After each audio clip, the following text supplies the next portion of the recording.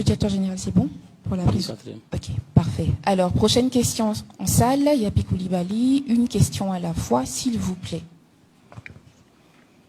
Monsieur le directeur général, c'est Yapi Koulibaly, je reviens. La boîte postale digitale obligatoire dès le 1er mars 2026. Ici, l'obligation de paiement touche aux droits et libertés des citoyens ivoiriens. J'aimerais savoir quel élément légal de cette décision. Y a-t-il un arrêté, un décret? Merci.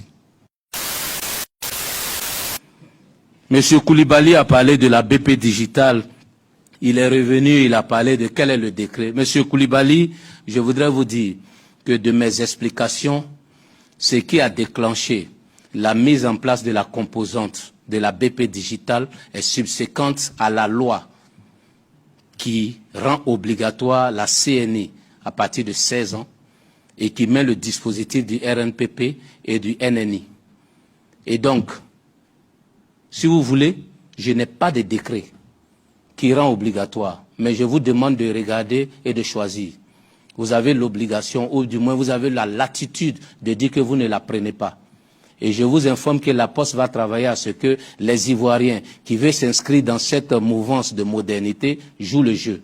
Mais il faut que vous mettez dans votre article de presse que le directeur général de la Poste de Côte d'Ivoire a dit que la boîte postale digitale est plus qu'utile pour les Ivoiriens parce qu'elle va participer à dénouer l'ensemble des transactions électroniques, financières et d'autres dispositifs en Côte d'Ivoire. Si vous refusez de la prendre, il n'y a aucun problème.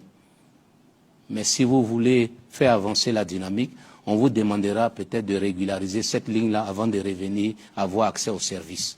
Vous allez sentir qu'elle est obligatoire.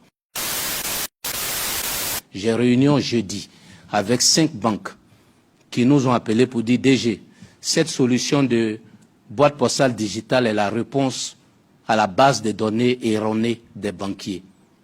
Les clients ont disparu parce qu'on ne sait pas les localiser.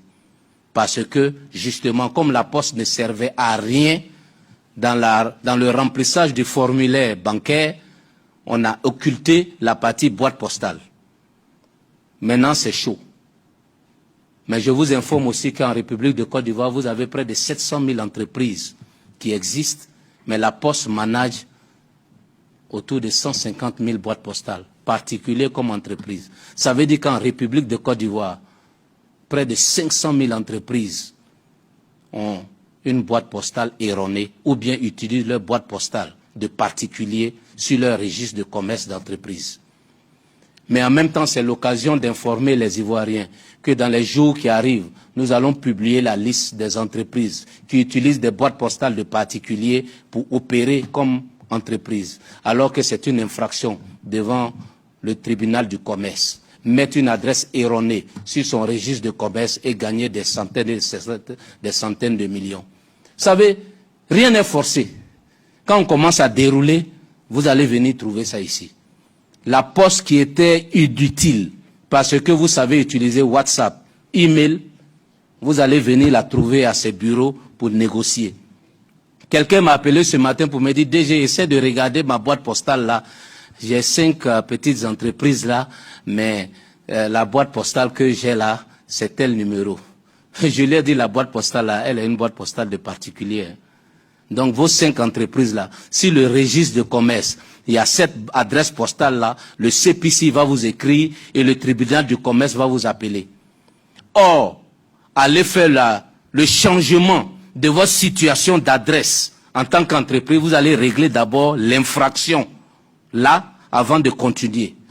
La Poste qui est inutile là, elle va vous faire lire l'heure. Comme toute la Côte d'Ivoire nous regarde, je vais utiliser des expressions d'Ivoiriens. Merci pour cette haute série.